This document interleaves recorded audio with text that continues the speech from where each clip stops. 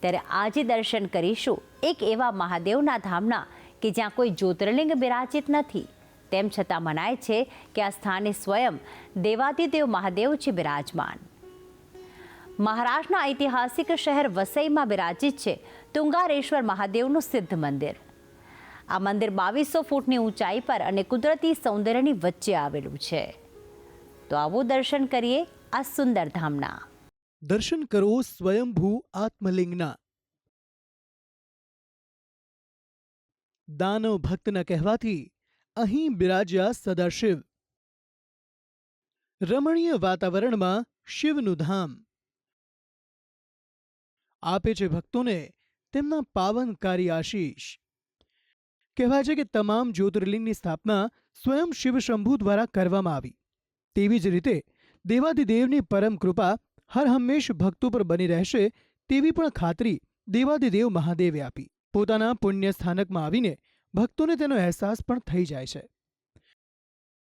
દરેક જ્યોતિર્લિંગની સાથે સાથે દેવાધિદેવ મહાદેવના તમામ સ્થાનક અતિ પાવન અને કલ્યાણકારી છે, જેમના દર્શન કરતા જ ભવના દુઃખોમાંથી મુક્તિ અને તમામ કષ્ટો સહન કરવાની શક્તિ પ્રાપ્ત થાય છે. આજે આપણે દર્શન કરાવીશું એક એવા અલાયદા સ્થાનકના કે જે જ્યોતિર્લિંગ તો નથી, તેમ છતાં પણ તેવું મનાય છે કે આ સ્થાને સ્વયં દેવાધિદેવ મહાદેવ બિરાજમાન છે. કહેવાય છે કે આ સ્થાનને સ્વયં શિવજીએ જ આકાર આપ્યો અને તેઓ પોતે અહીં સ્થાયી થયા. દેવાધિદેવ મહાદેવ પરમ કલ્યાણકારી અને દયાળુ છે. તેમને રીઝવવા ભક્તોને બહુ ઝાઝા પ્રયત્નો નથી કરવા પડતા. અને આ સ્થાનક માટે તો એવું કહેવાય છે કે ફક્ત એક લોટા જળાભિષેકથી જ રીઝી જાય છે તુંગારેશ્વર મહાદેવ.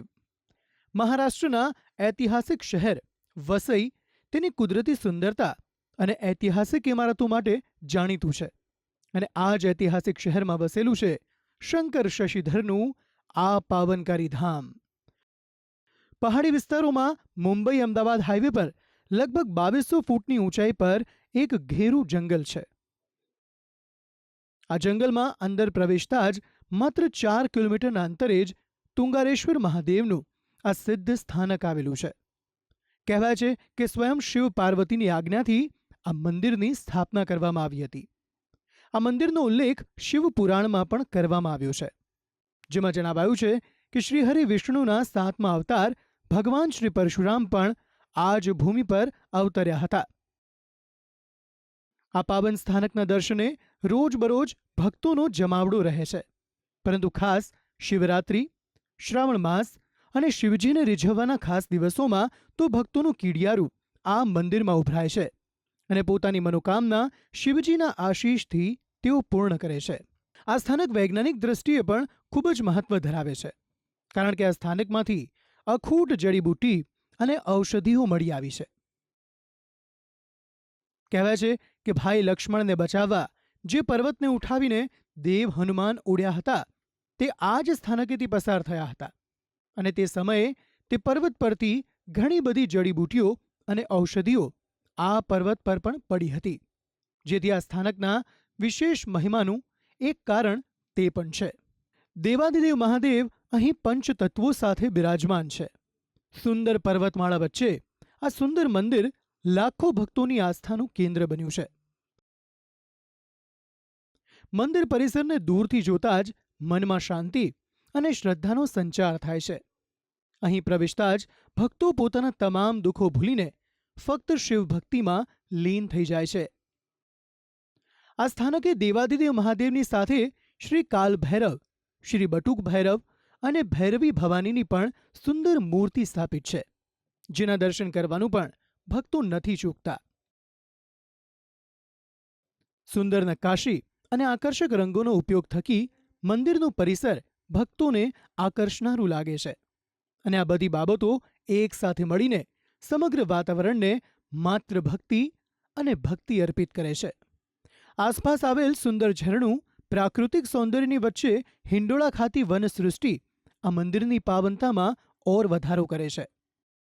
સંજય ગાંધી રાષ્ટ્રીય ઉદ્યાનમાં આકાર પામેલા આ સ્થાનકનો મહિમા દૂર દૂર સુધી ફેલાયેલો છે. ભક્તો અહીં આવીને દેવાધિદેવ મહાદેવની ભક્તિમાં લીન થઈ જાય છે અને પોતાના પછીની પેઢીને પણ આ સ્થાનકના દર્શને લાવવાનો નિર્ધાર પણ વ્યક્ત કરે છે.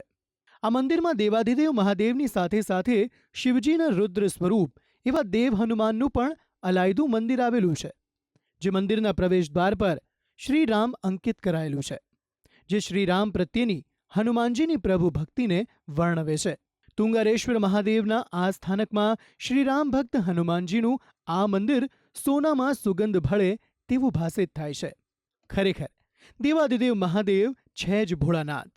જ્યાં શિવ હોય ત્યાં શક્તિનો વાસ પણ જરૂરથી હોય, અને એટલે જ આ સ્થાનકે પણ તુંગારેશ્વર મહાદેવથી થોડાક જ ઉપરના ભાગે આવેલું છે શક્તિધામ. તુંગારેશ્વર મહાદેવના દર્શને આવતા ભક્તો આ શક્તિધામના દર્શન કરવાનું પણ નથી ચૂકતા. ઉબડખાબડ રસ્તા, જમીન સ્તરથી આટલી ઊંચાઈએ આવેલા તુંગારેશ્વર મહાદેવનો મહિમા અતિ કલ્યાણકારી છે, અને તેથી જ ભક્તો અહીં આવીને કરે છે ધન્યતાની અનુભૂતિ. ભક્તિ સંદેશ, સંદેશ ન્યૂઝ.